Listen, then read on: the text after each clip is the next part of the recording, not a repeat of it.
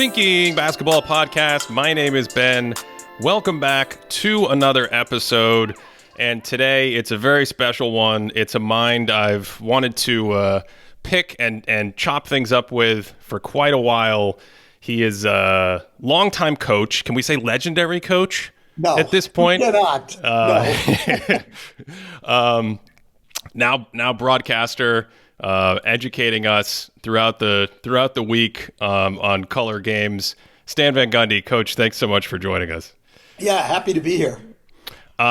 So we were talking a little bit right before we started to record about the evolution of the game. I do want to hear your thoughts on how things have changed. You got in the NBA in the mid-'90s, and for my money, not only have things changed over the decades and we've had the spacing and pace and space and three-point boom, but even just some of the tactics in the last few years with offensive ratings exploding has been incredible. So I do want to talk about that. But the first thing I really wanted to sort of hear your thoughts on are, we have the playoffs coming up, and you hear this all the time about like playoff basketball is so different than regular season basketball.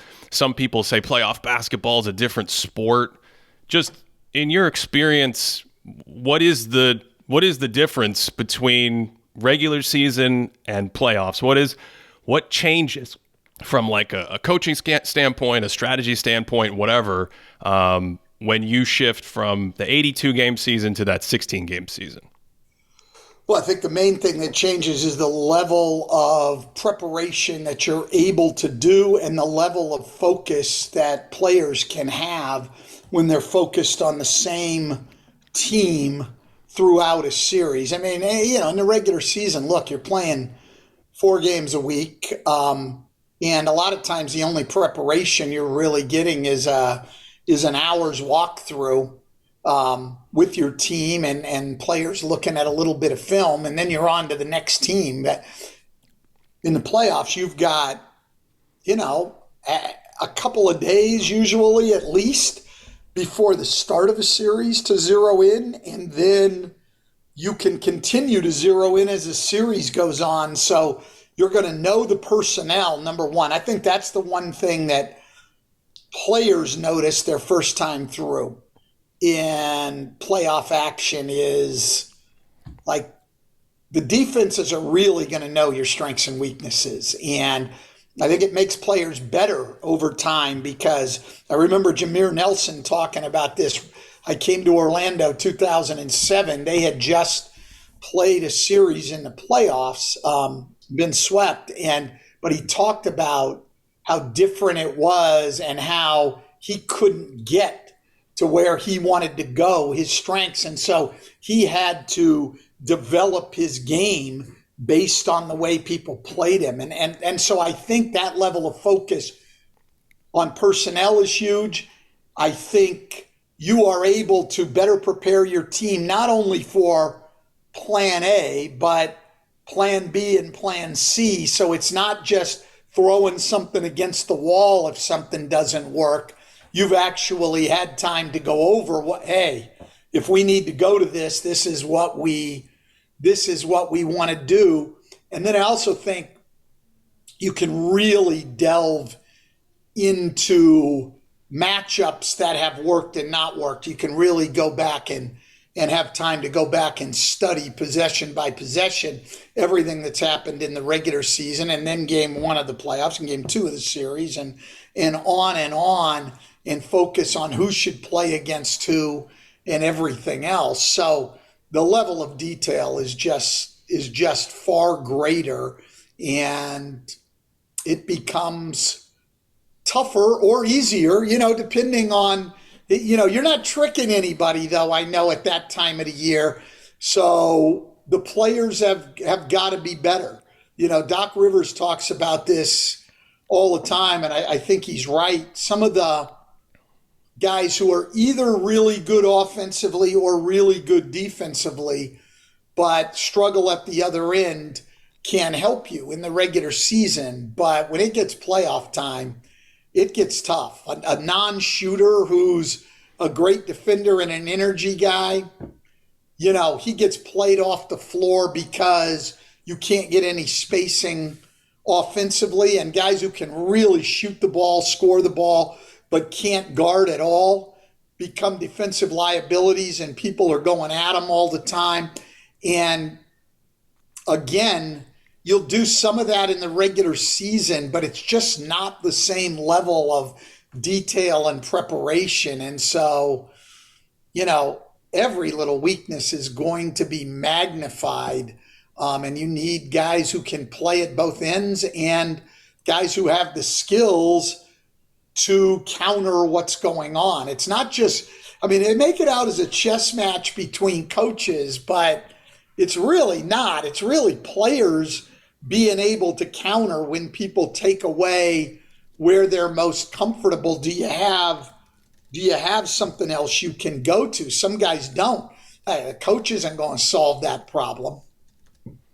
Okay, so there's a lot there. I'm curious, when do you think this idea of sort of playing off or focusing on weaknesses on either end? I mean, you talked about having a non-shooter who can't space the floor.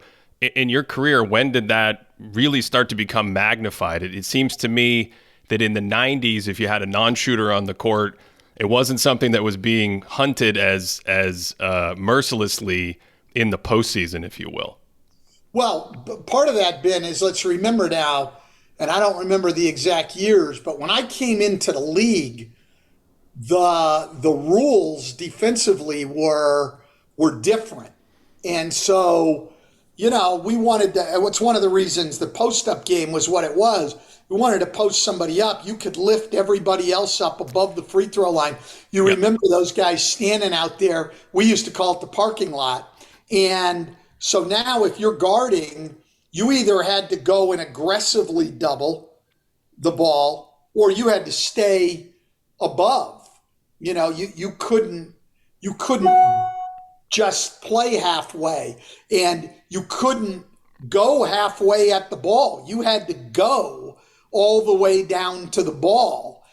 So those things meant that I could hide a non-shooter a little bit. Yeah, you might double, but then I could use him as a cutter, but I could start him out at the perimeter. Like, you couldn't drop into his lap and do things like that. And so that when the rules changed, the game changed, and made you put more shooting on the floor.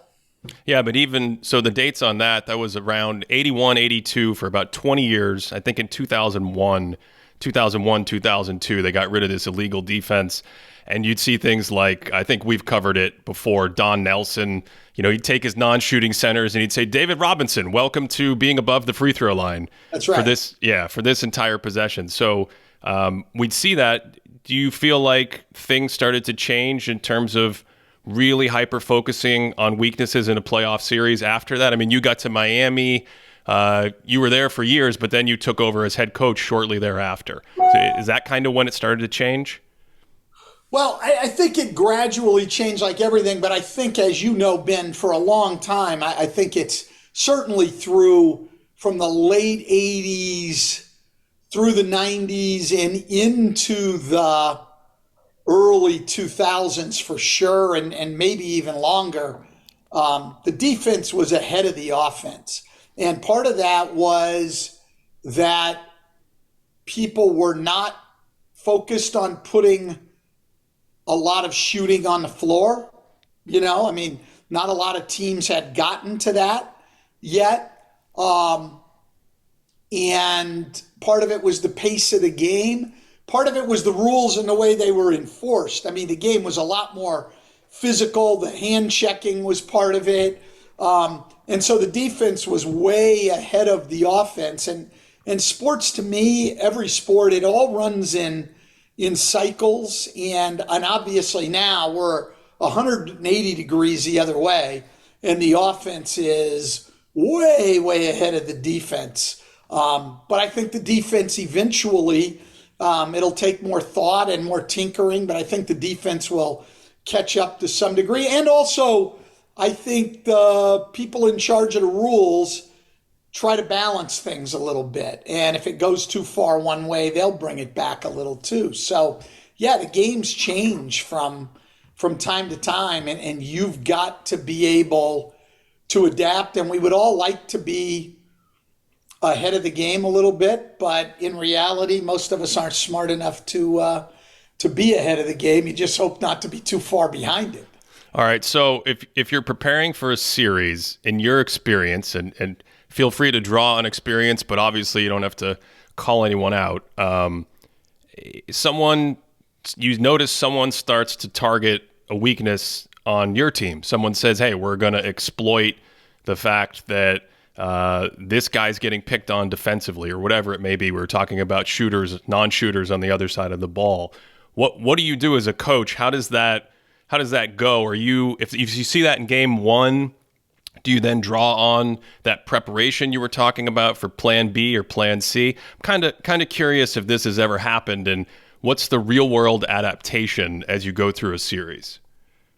Oh, it happens all the time. I mean, you have both ways, both offensively and defensively, where, whether it's a personnel adjustment, a spacing adjustment, but in large part, to me, your offensive adjustments tend to be personnel based because I mean, I remember, and I'm not going to call out names, but when I was a head coach in 04-05 season, um, and it was Shaq's first season with the Heat.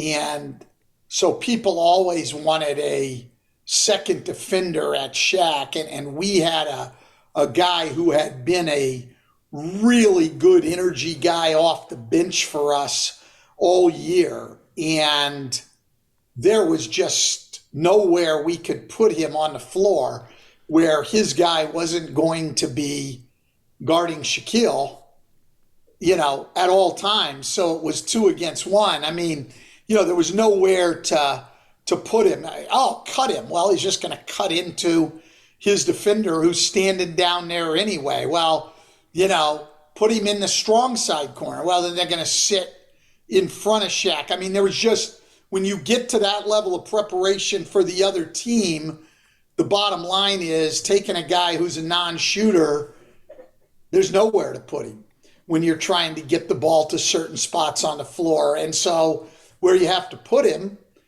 is on the bench. And it's not because you don't respect that player. It's just, look, it's going to get too hard to score. I've had another time, actually the season before with the Heat, my first go round in the playoffs in 03-04, we were pretty small. Brian Grant was our starting center.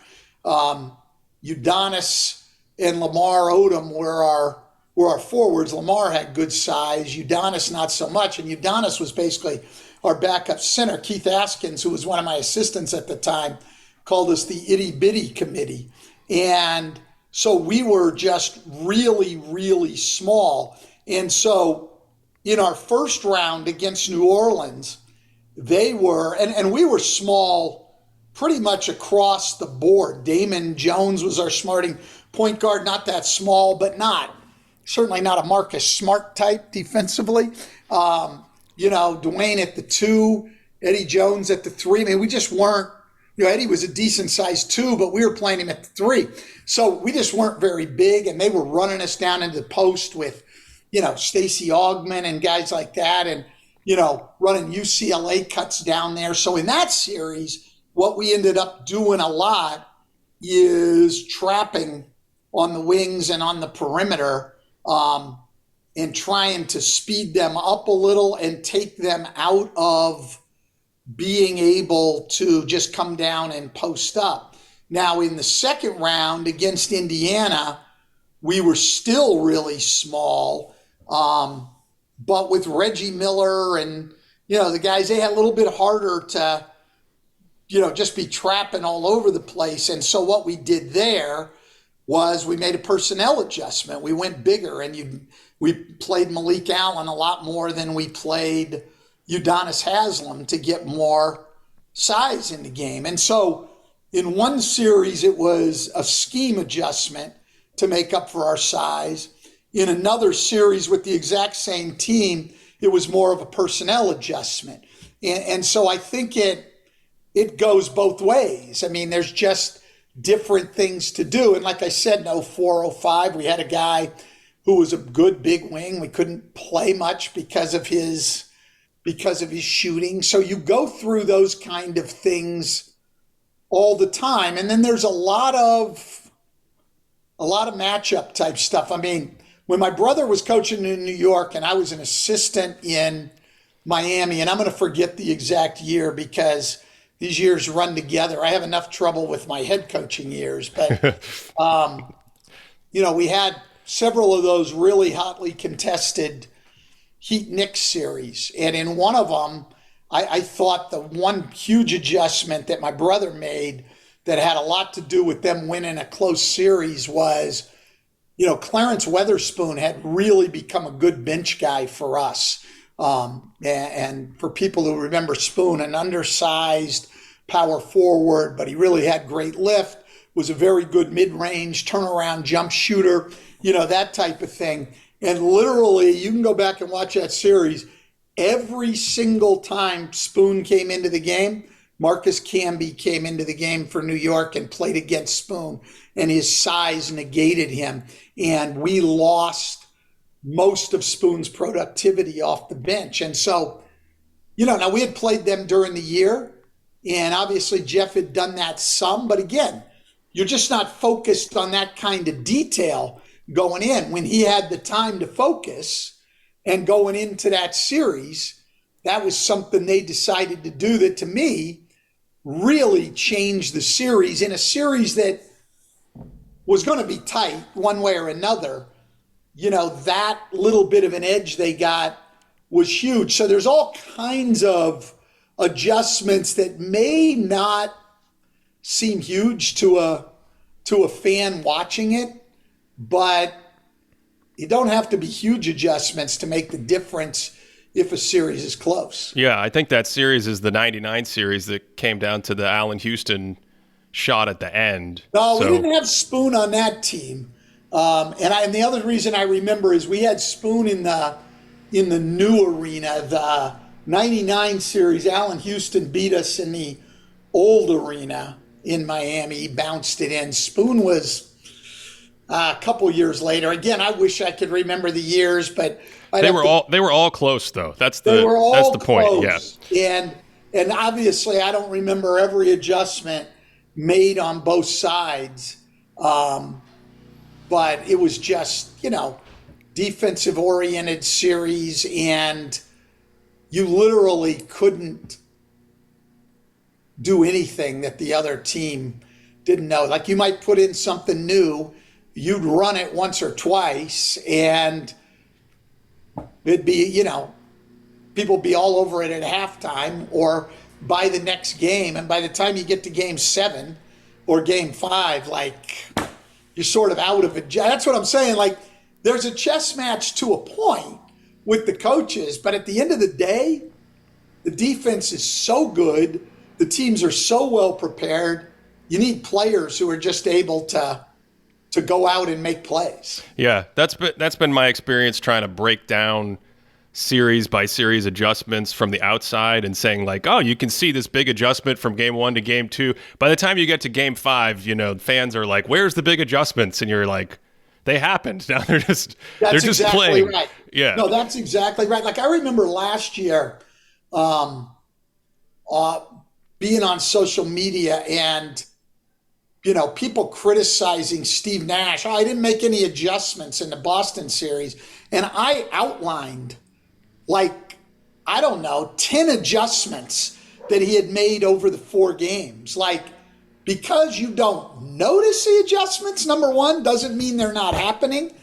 And number two, because those adjustments don't end up producing a win, also doesn't mean that they're not happening. Steve Nash, I don't have him in front of me now. I'd have to go back to my social media, but he made several adjustments in that series to try to free up Kevin Durant and Kyrie Irving. Bottom line, Boston was a better team with great length and got a lot of guys who could defend, and they were just better. Those games were a lot closer than people think. It was a sweep, but it was four pretty close games. Steve made some good adjustments, and they just weren't enough. And it's just always frustrated me when I'm sitting there and I'm looking at the adjustments people are making, and I'm reading people say, "Oh, the guy didn't make any adjustments." Like, no, he did. He did. Yeah. You mentioned in the New Orleans series 04, trapping out on the wing. Is that kind of thing, like when you're preparing for a series, right? Are you pulling on something that you've done to them or seen happen to them in the regular season? Is it just the Rolodex of coaching experience that you have where you say, this is a tactic in my toolkit to take this away? How do you get to that pregame? Well, I'll tell you what happened in that series. We were a relatively young team, and we had Eddie Jones and Brian Grant, but that was Wade's rookie year, Udonis Haslam's rookie year. Lamar had been in the league, I don't know, that was his fourth year maybe. Rafer Alston was getting his first major playing time in the league. Karan Butler was in his second year. Rasul Butler was in his second year. So we were pretty young. And so we made the decision going into that series.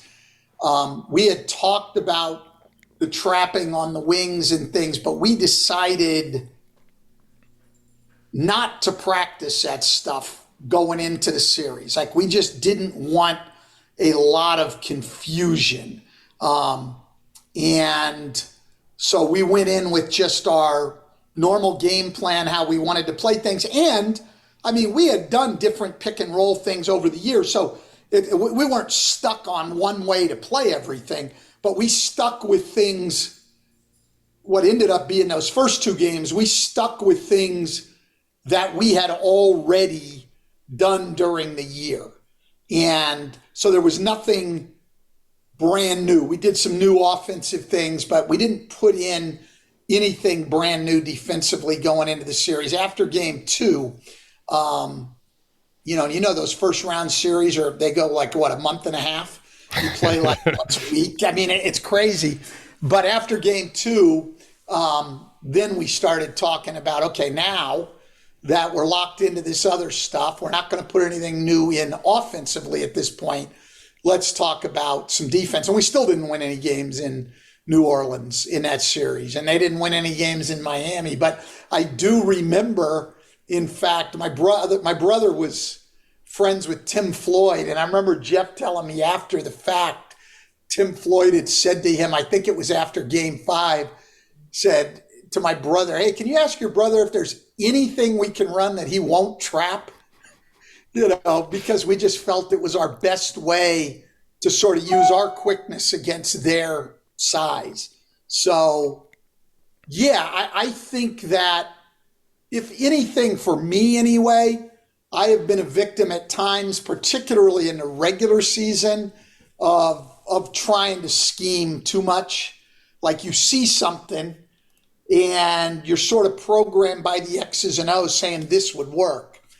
And you try it and then you say, crap, I mean, 1 hour walkthrough, really? Like, and I'm surprised we couldn't go out there and execute that. Like, and I think even in the playoffs, Ben, I mean, there's a fine line there, of what do you see and what might work on paper as opposed to what are you giving your players? And the last thing you want is anybody out there anytime, but particularly in a playoff series, being confused,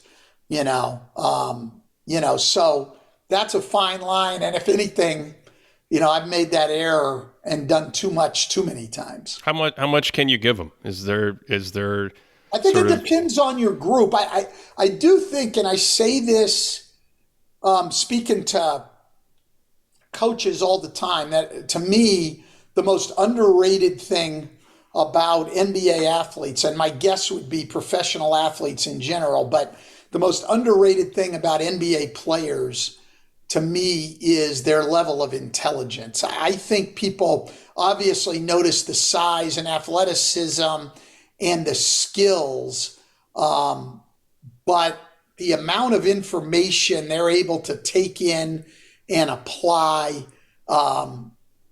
is more than I think most people give them credit for. I had an ongoing, for the entire time I was a head coach, I had an ongoing disagreement with virtually every assistant I ever had and every player I ever coached. And I think my brother had a lot of this too, that my walkthroughs were too long and we went over way too many plays. And the argument would be they can only grasp so much. We should be going over 5 or 6 things, not 30 plays. They can't retain all of that. My argument on the other side of it is I know damn well they can't retain anything we don't give them. You know, if they never see it, they certainly can't get it. And the right mix is probably somewhere in between, but I do think that I probably have or had as much confidence in players' intelligence and ability to process information as anyone. Maybe I overestimated it. I don't think so. I think those guys are one of the big reasons they make it and others don't, or they become the great ones and the others don't, is because of their ability. Like, I remember one time, and I don't mean to devolve too much into storytelling here, Ben, I'm sorry, but No, storytelling is great, Stan. Keep going. but I remember one time Dwight Howard was going to play for Team USA, and Mike Fratello gave me a phone call, and he said, "Hey, Stan, I'm out here with Team USA and, Coach K, and they just wanted me to give you a call." I think it was Coach K's time. It had to be when Dwight was there. Yeah, and he said, what can we do with Dwight in terms of pick and roll defense? And I remember saying to him, I said, "Mike, you can do anything you want. There's not a pick and roll defense he can't execute. And if you want to change it at a timeout, he'll have no problem with that. And if you want to play one guy a certain way on pick and rolls and a second guy a second way and a third guy a third way, he can do all of that too." Literally, he's that smart and can do whatever you want. And so he won 3 straight Defensive Player of the Year awards.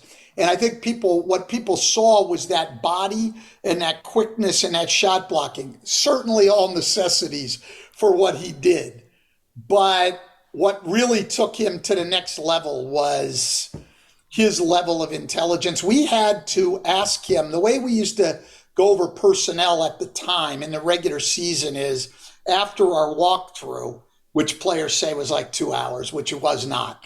But after our walkthrough in the locker room, they would divide up by groups, the bigs, the wings, the guards, and talk about personnel. It wasn't quite as much switching then, so you could sort of do it group by group. And we had to stop letting Dwight answer about players because he could not only talk about every player, forwards and centers on the other team, he could literally mimic, their go-to moves. And the problem was then we never knew if Ryan Anderson or Brandon Bass or Glenn Davis knew those players because Dwight was given all the answers. So we had to ask him to we know all right?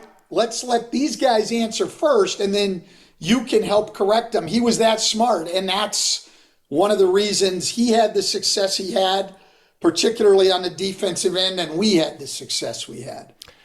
Let's talk about some of those most famous series with him. I've had a bunch of people, especially our Thinking Basketball Discord, reach out and say, you have to ask Stan about the 2009 Cavs series, the game plan against LeBron. What was it? How do you do it? Did it work? Can you what's it like to try to game plan against him, and then in that specific series, sort of talk us through what you ended up seeing as the series went on. You guys won the series, But of course, his individual numbers in that series were, I think, historically, there's literally aren't many series that have ever had numbers like he put up in that series. So, a really fascinating kind of series to look back on. Yeah, he had the best series he's ever had in his career. And the interesting thing is, over the course of his career, like his regular season games, he actually scored against my teams a little bit below Yeah, his career average. yeah. I should let me interject really quickly. You guys played them very well in 2009 and even in 2008, the year before. And so he had a couple big scoring games, but there's a ton of like 6 of 23, 19 points. So that's just want to put that background in there. So continue. Yeah, well, the biggest factor in that series is my first year there, 07, 08, and then 08, 09. I think you could actually say we had pretty well dominated them in the regular season. We had even gone over and played them in 2 exhibition games in China. And I remember I put my starters back in to win one of those and got criticized for that. But I just felt like, hey, this is somebody we're going to be competing with, and I want my guys to win against them. And our guys had great confidence. But the game plan going into 08, 09 into that series was we're going to play him one-on-one as much as humanly possible. We're going to, make him more of a scorer than a passer. He didn't have a ton around him. I mean, that team won 66 games. And if you look at that roster, it tells you how good he was. Mo Williams was his second best player. And Mo played pretty well against us in the series. But that was the thing. We're going to try to not let him make these other guys look great. Now, the one part of this that we could not execute at all in that series is a big part of our plan was, hey, look, he's going to have to make a lot of jump shots. We're going to bring help on drives, but we don't want to foul him. Well, he shot 94 free throws in 6 games, so we didn't take care of that very well. But if you look, really, Mo Williams was the only other guy who even had a decent series against us, and it just wasn't enough. Now, we prepared every single game, so 6 games. Before every single one of those games, we prepared to adjust and come with double teams and to come from different spots on double teams and to what we called box against his wing isolations, just bring the big over early, bring Dwight over early. So that pre-rotation, flood the side concept. Exactly. Yep. Right. People call it tilting their defense. Every single game we went over all this. By the end of it, our players were like, come on, man. Like, we haven't done this the whole series. Like, what are we doing? But we were ready, for one of those 60 or 70 point nights where we had to come do that.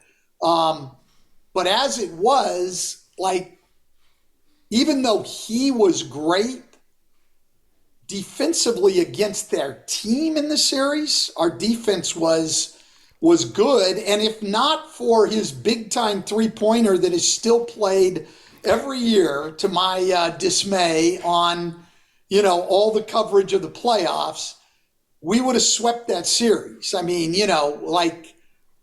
We played timely offense, and our guys, we did what we wanted to do defensively. I'm not saying we wanted him to get 39 a game. We didn't. And we certainly didn't want to send him to the line 15 times a game. But overall, our defense was good. And look, I don't care how you play, somebody's going to score.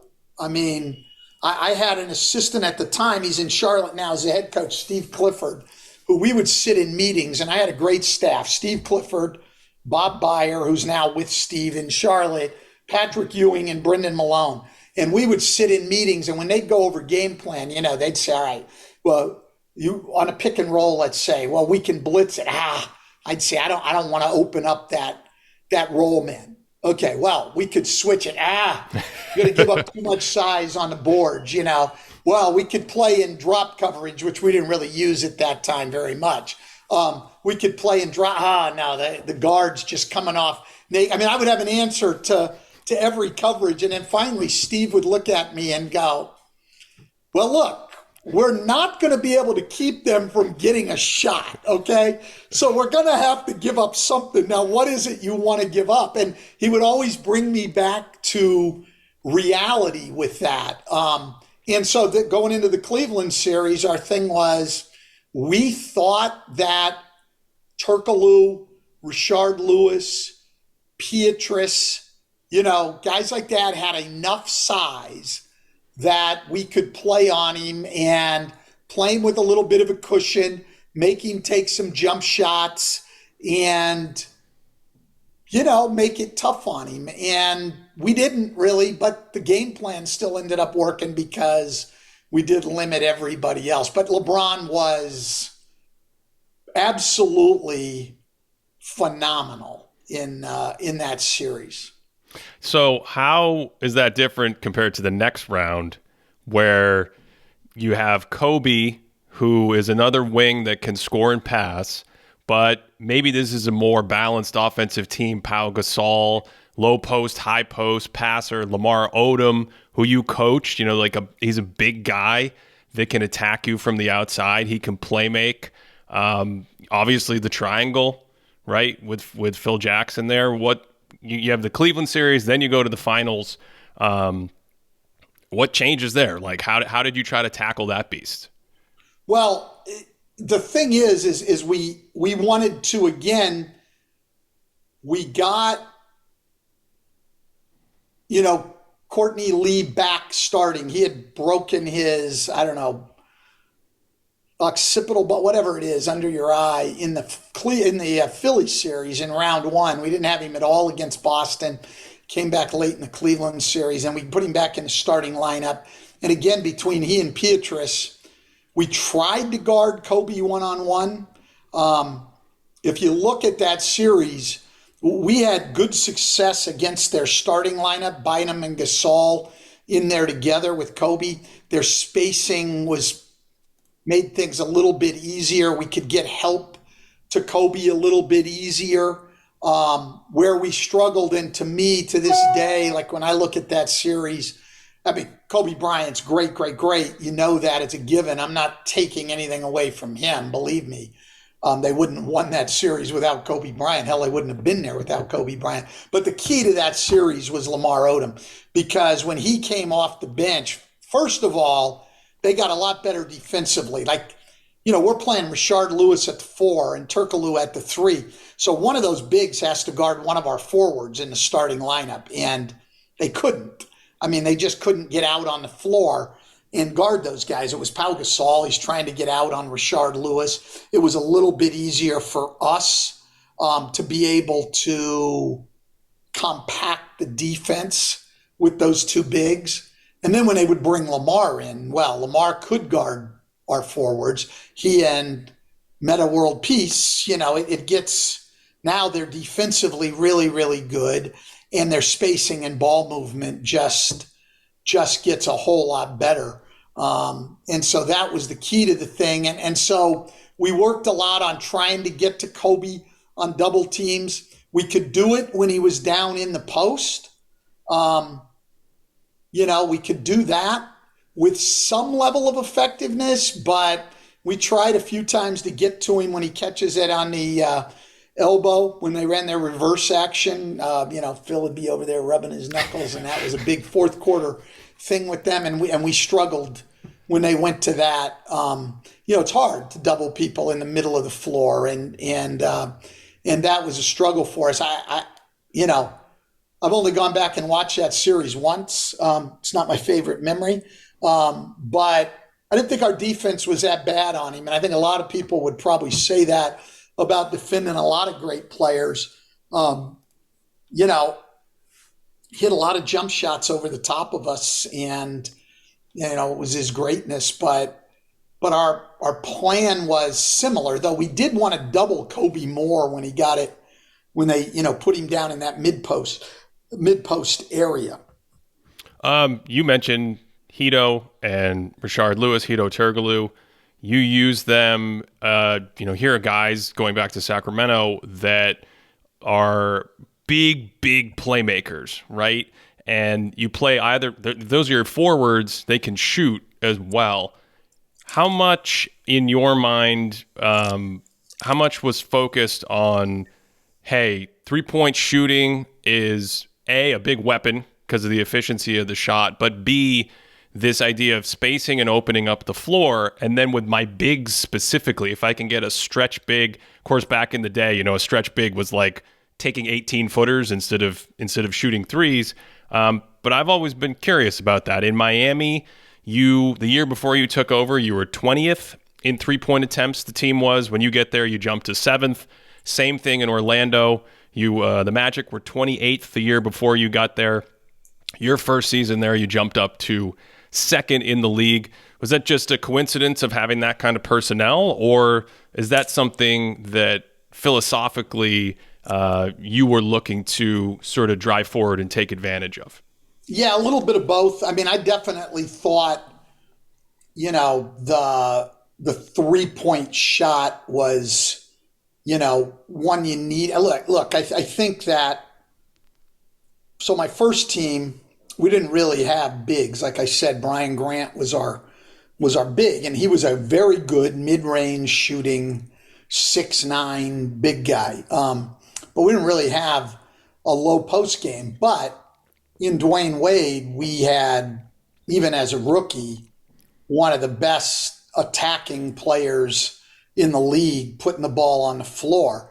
And so what do you need to do to help him? And I think a very simple concept in coaching is, the guys you rely on, your best players, you've got to put them in position. Like, you expect a lot out of them. You got to put them in position where they have a chance to produce at their highest level. And so with Dwayne, well, with anybody really, I mean, it means they need space.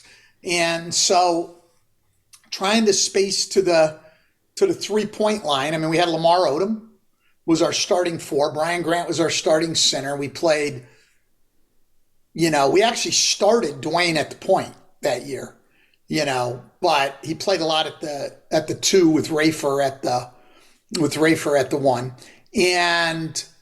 And so it was to get the floor spread out so that Dwayne could attack. Now, the next year, we get Shaquille. So, you got Shaquille O'Neal, obviously one of the best, if not, well, certainly in his generation. No one caused you to change your defense more than Shaquille O'Neal. I've always said that. Like, you couldn't play your base defense, whatever that is. I don't care what it is. You could not play it against Shaquille O'Neal. It's not going to work. So you got to have a different game plan. He needed room on the floor. We had Damon Jones as our point guard, and Damon, by far his best season ever, maybe his only real productive season, was that year in Miami because he was a perfect fit for what we needed. He didn't need to create much. We had Dwayne to do that, and we had Shaquille inside. We needed somebody to make shots, and he was a great 3-point shooter. I remember at one point, I mean, Damon was, he was a little out there and would seek attention and things. And so every time he made a 3, he would run back down the court, with his, giving the 3 sign. And I remember Pat Riley one time telling me in the office, you got to get him to stop doing that. And I said, really? I'd like him to do it like 6 or 7 times a game, because only doing it if it goes in. So, I was all for it. But he fit us really well. And then I came to Orlando and we had Dwight Howard, and we had a guy in Jameer Nelson who could break down defenses and get in the paint, shooting around those guys. Then I went to Detroit. I had Drummond. And eventually we had Reggie Jackson, who at the height of his game could really get down in the paint. So it just sort of all fit together. Spacing, I think, makes sense for every team. I look back now and I'm like, why didn't we shoot more threes? Like, by today's standards, like, we were a team that didn't shoot any threes in Yeah. Orlando, you know. But we did embrace the three and the spacing, and a big part of that, I think, yeah, was philosophical, but it wasn't just the three. My philosophy, I guess two of my biggest things, simplest things, coaching philosophy is figure out a way to get your best guys on the floor as much as possible. That sounds easy, but then, when I came to Orlando, the league was pretty conventional. Power forwards were big. We got Rashard Lewis and Hito Turkoglu, two of the better small forwards in the league. How are we going to do this? We got to get them on the floor. Like playing one of them 18, 20 minutes a game so we could give more minutes to somebody at the power forward spot who's not as good didn't make any sense. So that theory of getting your best players on the floor as much as possible and then building your offense around your best players and making sure you're doing everything you possibly can to maximize their ability to produce. Those were my philosophical things. Then specifically what we did was based on the personnel that we had, because our best offensive players were not Ray Allen types. Okay. They were not run off screen. So the way Doc Rivers maximized Ray Allen is Kevin Garnett and Kendrick Perkins were two of the best and most illegal screeners in the history of the league. We knew it was coming. Yeah. Yeah. And so they just nailed you and got, well, that wasn't us. And so I think, you take that thing, here are my best players. They're Dwayne Wade, they're Jameer Nelson, they're Reggie Jackson, they're Shaquille O'Neal, they're Dwight Howard, they're Andre Drummond. And so now we're going to maximize them. How do we do that? We've got to get shooting around them. And then hopefully some other things. I mean, with Hito, you get obviously a secondary ball handler who's not really even secondary. I mean, sort of co-number one ball handlers with he and Jameer, things like that. So, you just try to build around your best guys. You said something recently that jumped out to me. You said playbooks used to be huge. The playbooks used to be huge. Can you elaborate on that a little bit more?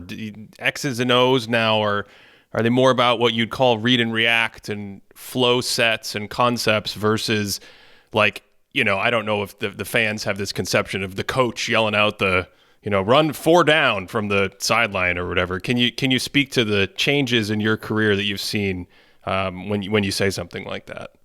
Yeah, I mean, the biggest thing to me is what's really changed is the number of times in a game that the coach will call a set, right? And so when I first came into the league, probably until Mike D'Antoni, I may be leaving somebody out, but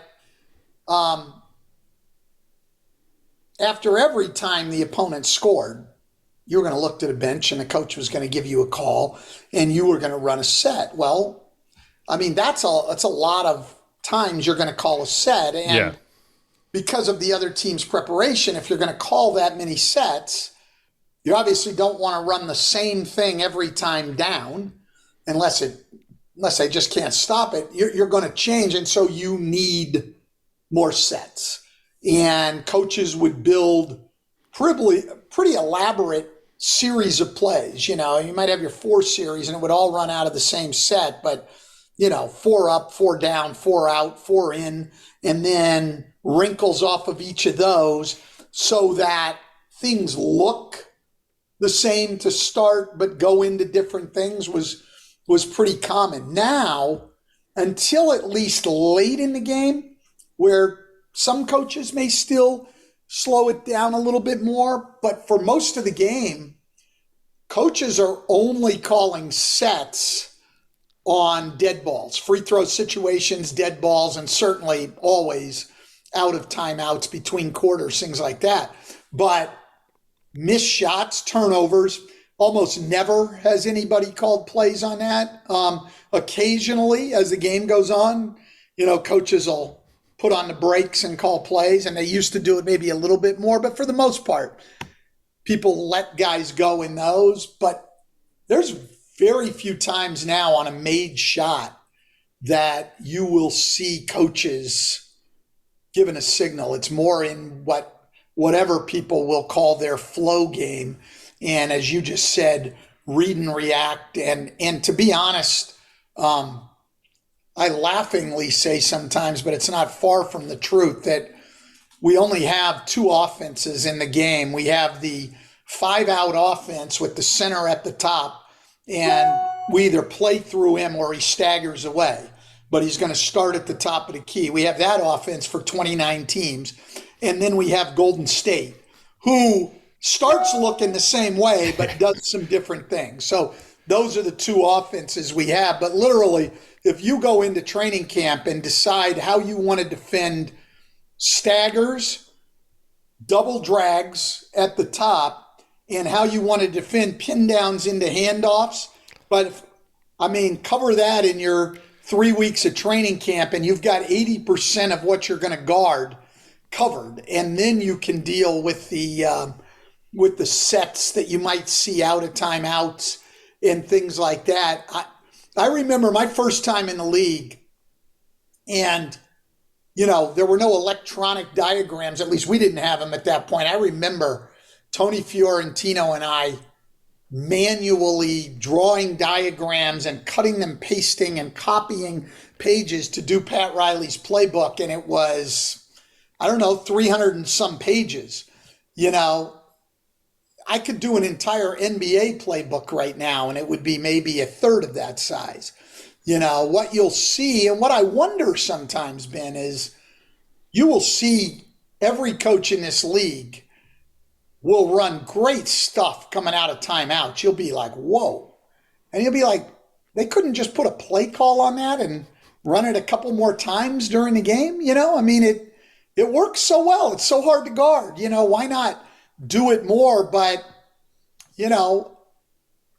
it's everybody. And look, we all steal from other people, and it is such a homogeneous league now from an offensive standpoint that sometimes, quite honestly, like, I sort of long to see somebody doing something different. Like, for a long time, it was pretty commonplace to see bigs, misses or makes, run to the rim. First big down the floor to the rim, post up on the strong side, and then whatever action you went into. And some people would get into flex type action and some shuffle cuts and, maybe swing it and stagger away, whatever. But you'd have that rim running big. God, if you see one rim run a game now, and it'll be on a missed shot, it'll be a Nick Claxton or somebody like that, but it's in an unstructured situation. On a made shot, no, because the whole idea is we're going to keep the middle opened up. We're not running anybody. Even Joel Embiid doesn't run to the post on made buckets. They're going to reverse through him, and then Doc has different ways to get him down into the post. Same with Jokic, but they're not rim running to get down there. We just don't see it. And that was a staple when I came into the league for about, I don't know. We were still using it as a staple when I was in Orlando. So for, God, the first decades, 17 years I was in the league, that's what you did. And now you don't do it. But okay, I want to go back to something you just said about if you see a special, there's a play that's called from the sideline. It's a pre-diagram play, and we watch the play, and the play works really well, and you go, that's really hard to guard. I feel like to some degree, those are the actions, as long as they're not too complex, I think those are the actions that have taken over. These double screen at the top, and you've said it multiple times here, stagger away, 2 screens away on the weak side, and you get the guy that can curl up off the, you can use both of them, he can cut back door, you can twirl the screen, et cetera, right? Like these actions last season, at the beginning of the season, we had a video that I want to say was just focused on pick and roll up top, and then you had a baseline exit screen clearing the lane. So you had a cutter running along the baseline, pulling the defender out, creating that shooting option. The Warriors will send Steph Curry on the baseline. Then you get that classic gravity where two defenders jump to the shooter. And I think the Hornets used to run it. Jay Chirano, of course, is now in Sacramento, and they have a lot of these concepts. But it's like you fast forward 1 year, Stan, and now the whole league runs that play, right? So I don't know if you college teams. Yeah, exactly. You turn on NCAA. I was watching the tournament last night, and I was like, okay, here are we got a Chicago, or you get the big man at the top, and you set the pin down, and you look for the handoff. So on one hand, I feel like sometimes it's these specific play calls that are amenable to fitting in. Hey, this is our spacing. This is our 5-out. This is our personnel. We're all going to copy and run these. I don't know if you have thoughts on that, but the other thing I wanted to connect that to is, man, it feels like in the last couple seasons, especially, that there's just more and more sets that are harder to defend as you get more shooters on the court, more skilled ball handlers and decision makers. Like everybody knows how to make all these passes now when they come off a screen or a handoff. When the low guy comes over and tags, I'm going to skip it. My shooter's going to lift out of the corner. It feels like as players have learned this, as teams have learned this, it's become harder and harder to defend. Offensive rating is at an all-time high.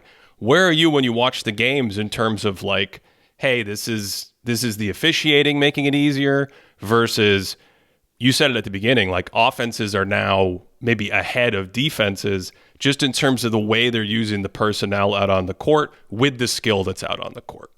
Yeah, look, I mean, I think, you hit it on the head. I mean, the thing that's changed is the number of skilled players out there. And most of them can shoot the ball, but not everybody even has to be a shooter. Like, I think if you watch Jared Allen or Nick Claxton, it makes your point that the passes these guys could make. Like, I remember times like playing against the great guards where we would say, look, we're going to blitz this guy and get the ball out of his hands, and I'll take my chances 4-on-3 with the big trying to make plays against a blitz. He'll make some, but he's going to turn it over. We're going to be okay. Right.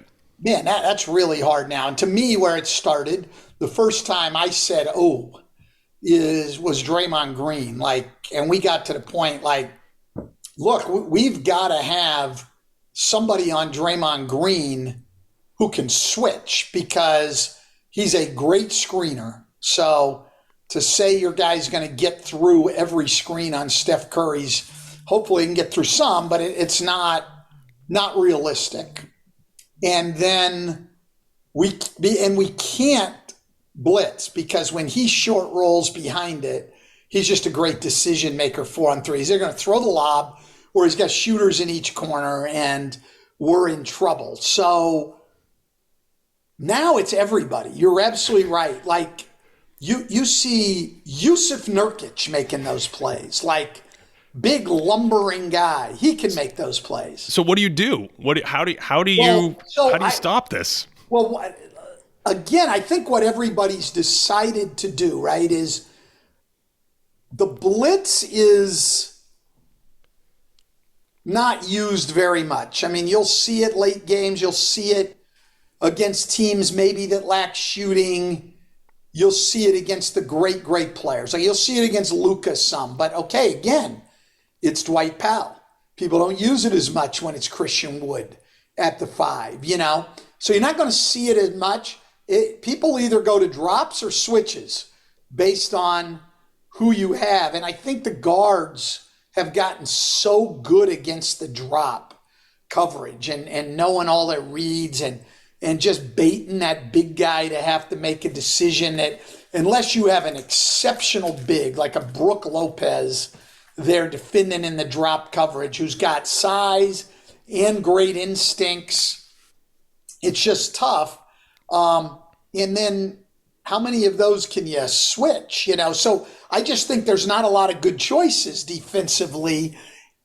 And so I think we need to catch up as coaches defensively in terms of zones and combination defenses and things like that. Now, you have over the years seen things change. Like I have never, I never, when I came in the league, saw anybody do what we would call a scram switch, where, we switch the pick and roll, but now the next biggest guy comes over and we scram the guard out of there. And now it's normal. It's been around for a long time now and everybody's got it, but that was something new.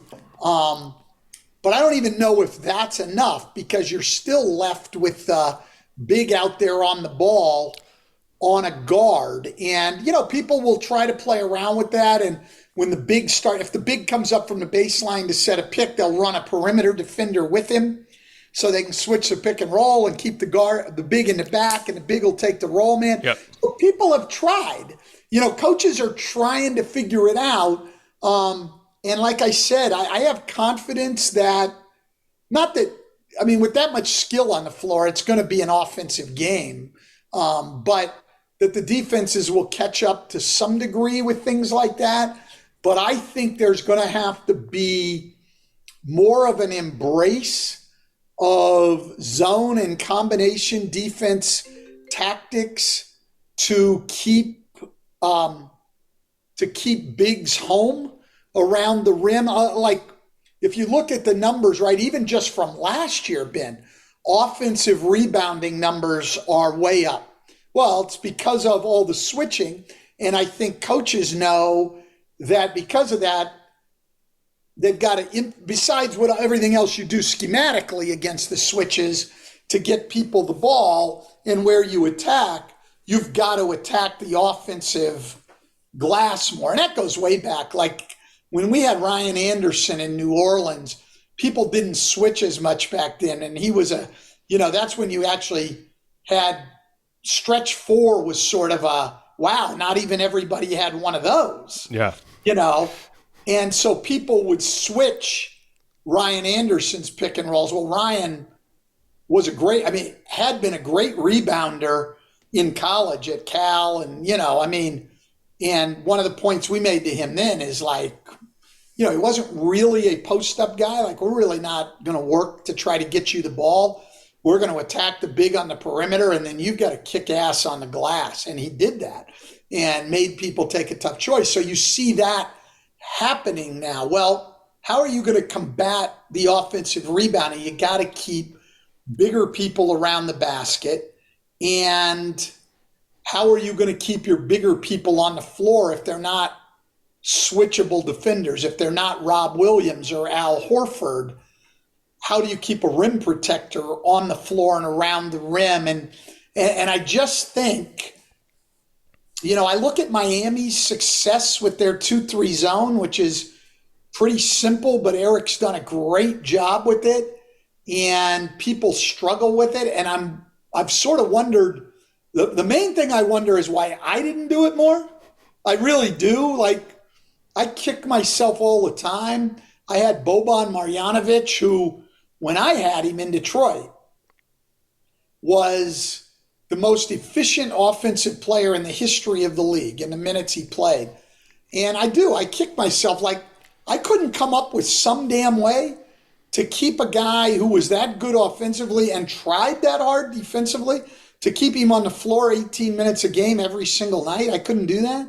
That pisses me off at myself. And then I wonder also why other teams look at the success Eric's had with the zone and don't go to it more when we're giving up 115 points per 100 possessions, 118 points per 100 possessions. Like, why are we not seeing a little bit more of that? Why are we not seeing people mix in more box and one and triangle and two like Nick Nurse used to do? Now, he doesn't do it a whole lot anymore. And Steve Kerr did a lot last year, not as much this year, but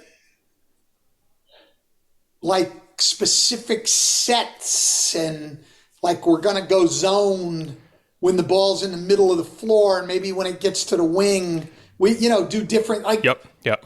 we've got the smartest coaches in the world, and I think eventually they're going to catch up and say, okay, we can't just go out. Look, I'm somebody like a lot of NBA coaches, probably a Doc Rivers, Steve Clifford for sure, who, look, I'm a man-to-man guy. We're going to teach these principles. We're going to work our ass off. We're going to compete hard. We're going to make multiple efforts, and we're going to go out and match up and go, well, that's not working anymore. And that's Right. why I give Eric Spoelstra credit for a lot of things. I think he's the best in the game. I'm biased because I work with him, but I think he's the best in the game. Eric was a man-to-man guy, and that's all he taught. And now he plays more zone than anybody in the league. So we need to catch up as coaches, and that's the one area, coaching area. I think coaches in this league get better and better and better every year. But that's the one area I don't think as a group that we've caught up with. Well, it feels like a concession sometimes to say, like, if we're not man to man, it's because our guys can't contain the ball. Or I've even heard coaches say the players take it as a slight, right? Because if you're a solid, slap the floor, bend down, keep your guy in front of you, there's a sense of pride associated with that. We just did a video on essentially peel switching, essentially the idea of, when somebody gets by you, peeling off and not having a direct one-to-one switch.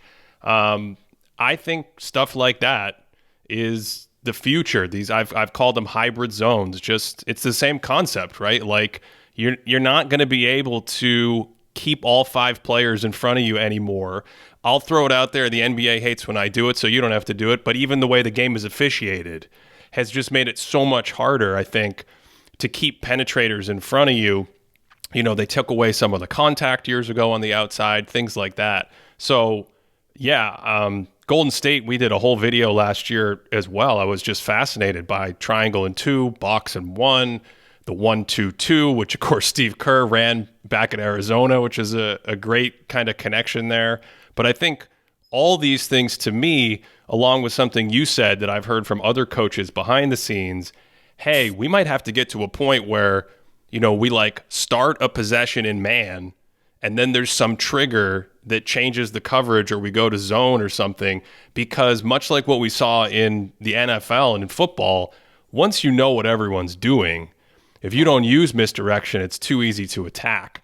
And so I sometimes think about, could the defense get an advantage by just constantly using misdirection so guys don't come down and see the same coverages? And I feel like in the playoffs a lot too, right? If you're Chris Paul at the end of the series against Jokic, you know exactly what's coming. They're going to run it 10 times in a row. It's going to be the same coverage. And if you don't throw him a different look, first time he's going to get to his spot. Second time he's going to get to his spot and up fake and get a foul. Third time he's going to get to his spot, up fake, hit DeAndre Ayton, and so on and so forth. So that's what I think sort of has to be the direction probably. No, I agree. I think it's going to be hybrid type defenses, and coaches are going to have to scheme differently. And I think, again, just like with offense, I think it's going to be based on what you have personnel wise. Like I think the teams like the Boston Celtics, okay, fine, they can get by probably switching a lot of stuff. But that's not necessarily true for everybody. Now, I think the other thing that this brings up, though, and the switching has ushered in, is that for players, the knowledge of personnel is so much more now. Because like I said, we used to do our personnel stuff. Okay, the wings and the guards and the bigs, and you'd have 4 or 5 guys you'd have to know if you're an individual player. Now with all the switching, you better know what's going on everybody. And the one thing I will say that I think could be a lot better on an individual basis throughout the league is I don't think players are doing a good enough job, and I mean this as a group of players. I'm not singling out certain people. I'm sure there's some who do a better job, but I would say for the most part, the players in this league now do not do a very good job of taking away other players' strengths. I see every game.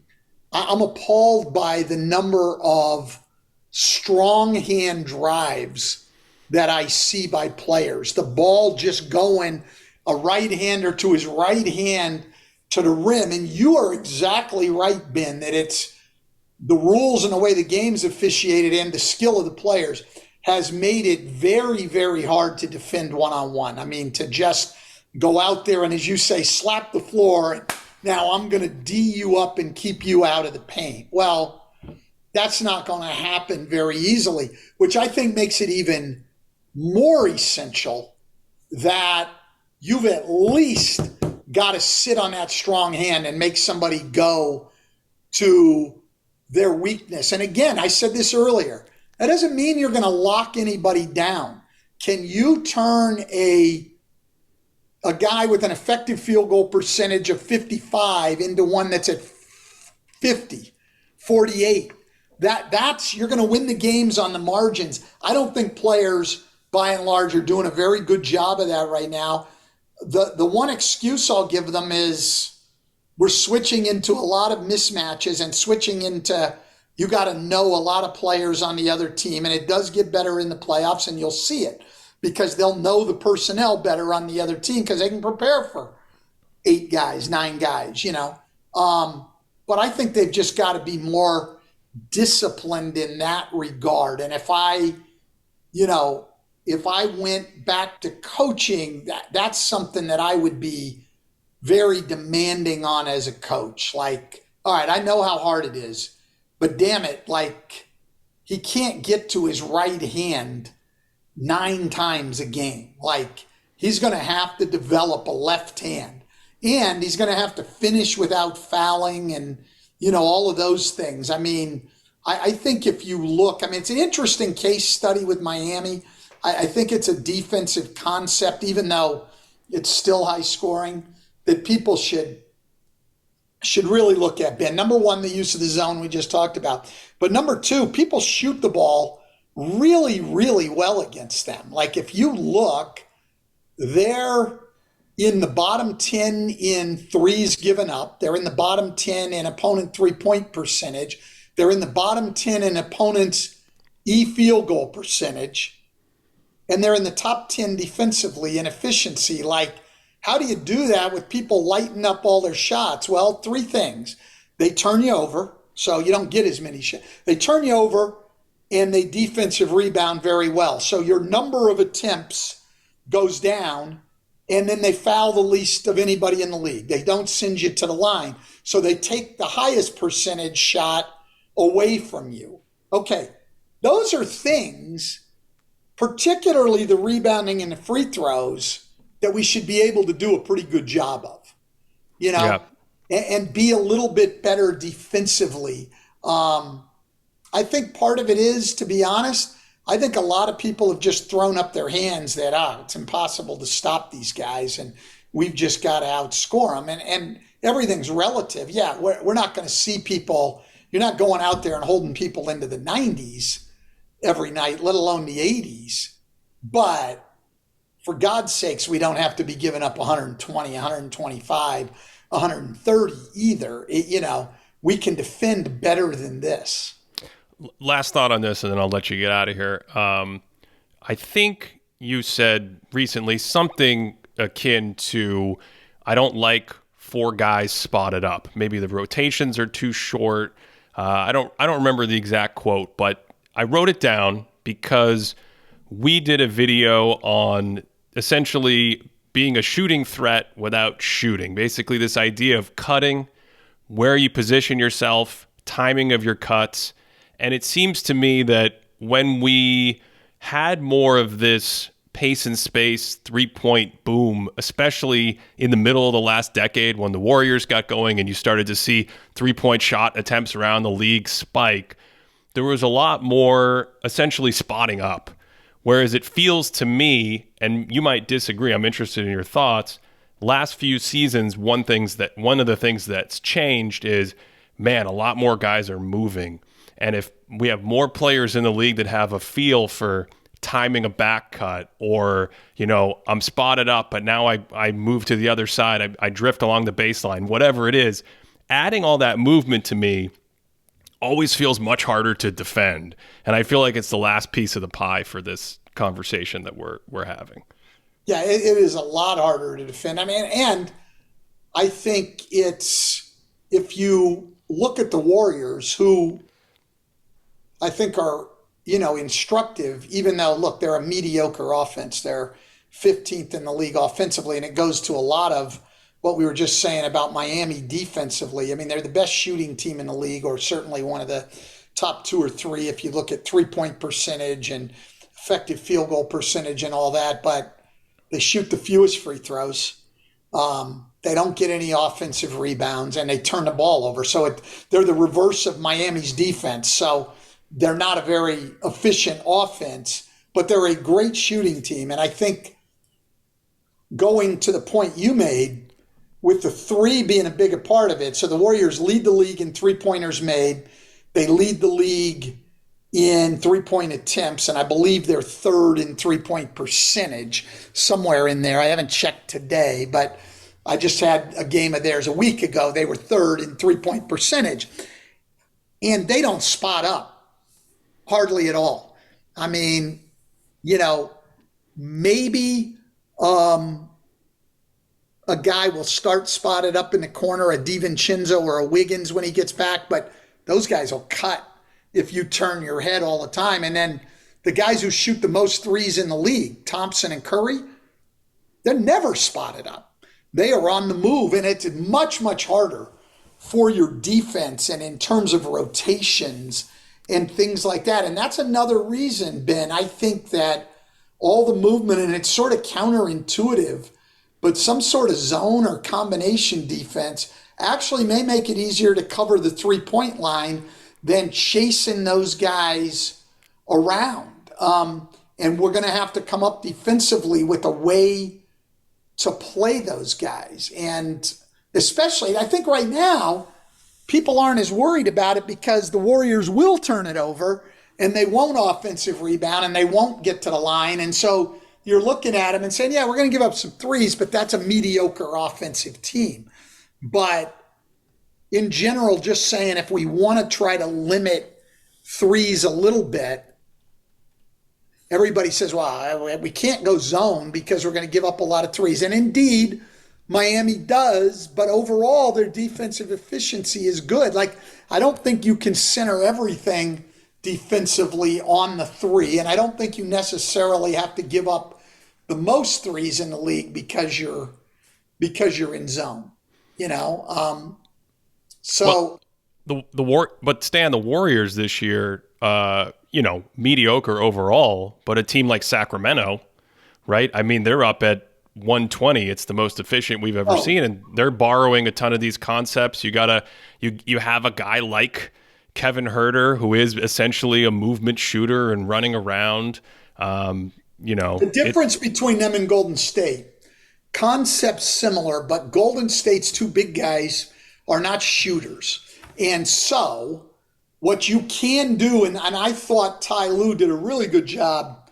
I'm trying to think, was it maybe right before the All-Star break when we were out there against the Warriors, is he really took them out of that flow stuff because they took the bigs and they just sat them in the lane. And then they played on top of everybody else coming to handoffs. Kenny Atkinson actually is what the Warriors now. He used to do this to us when we tried to run some of that stuff when I was in Detroit. I started coining it the drop and top. Drop the big back, play on top of the shooters, not let them come to the handoff. You go back door, where are you going? You're There's running a big there. right into Yeah. the bigs, right? Yeah. And so I thought he did that the Clippers did a really good job of that. The difference with Sacramento is you can't do that. Sabonis not going to shoot many threes, but he can certainly make the mid-range jumper. Like you can't just drop back to the dotted circle on him, and then everybody else can shoot the ball. I mean, Harrison Barnes, Keegan Murray, obviously Herter, and De'Aaron Fox's shooting has gotten a lot better. It's changed everything on them, and so that's another personnel thing. Now the Warriors, if they would quit turning the ball over, could get by with it even with two non-shooters because those guys are so good moving the ball and getting to second actions. And you have tough choices to make. Like, if you're going to drop, you better not let that guy come to a handoff because then you got nobody up to help. And they will just continue to move and screen away from the ball. And nobody moves better without the ball than Steph Curry. And Klay Thompson and Jordan Poole aren't far behind. But it's tough to play with two bigs who can't shoot the ball and still get as good as shots as they do. Now, part of it is, Curry can dribble it up and shoot it from 35, and it's got a good chance of going in. But it is interesting. But SAC is, to me, the most fun team to watch on the offensive end of the floor. And it's actually fun watching their games because the other team is always fun to watch when they play against SAC, too, because SAC refuses to guard anybody. I don't care what you run against Sacramento, you're going to get a great shot. Just play with Kings on the jersey. You're going to get a great shot. They're going to guard absolutely no one. And they are absolutely confident, and for good reason, that they can score more than you do. Stan, it's been a pleasure. I'm sure you're tired of looking at my face, so I feel like we could do this for another hour, but I will let you go. Now is the time. If you have anything that you want to promote, any documentaries you've been in, any books that you want to plug, now the floor is yours.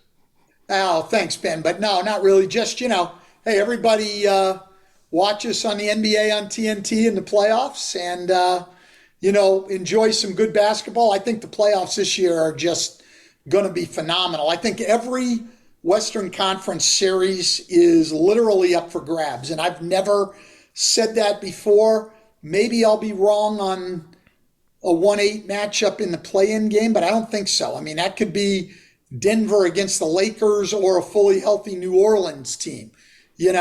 Same with the 2-7. And then, you're going to have either the Clippers or the Warriors playing Phoenix in the first round. All those series are going to be great. I'm not so sure that'll be the case in the first round in the East, though I think the Cleveland-New York series will be really good. But then the second round series, particularly the Philly-Boston series, will just be a knockdown, drag out. So great basketball to watch. Should watch every night, but if you're going to take a night off, make sure it's when my brother and ESPN and ABC are on the TV, and tune in on the TNT nights. If you want to support this show, check out patreon.com/thinkingbasketball. We have our proprietary stats board that updates daily, extra content, and of course our monthly Q&A, which is a lot of fun, and that's where people get to ask questions to guests like Stan that we pass on. Thanks as always for listening all the way through, and of course, wherever you're listening from, especially with the playoffs around the corner, I do hope you're having a great day.